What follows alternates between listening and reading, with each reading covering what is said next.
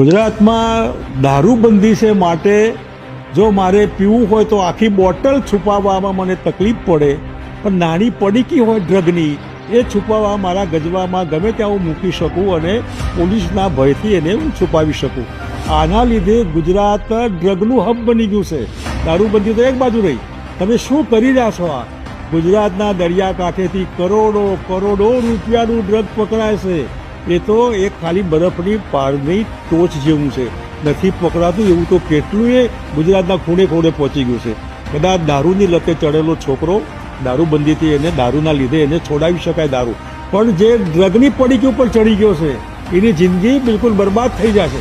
માટે આ યુવાધનને બચાવવા માટે, ગુજરાતને ડ્રગ ફ્રી કરવા માટે, નો ડ્રગ નો પડીકી, એના માટે બોલ્ડ એડમિનિસ્ટ્રેશન, કડક એડમિનિસ્ટ્રેશન હિંમતથી આગળ વધીને આવું ગુજરાત બને જેમાં ડ્રગને કોઈ અવકાશ ન હોય.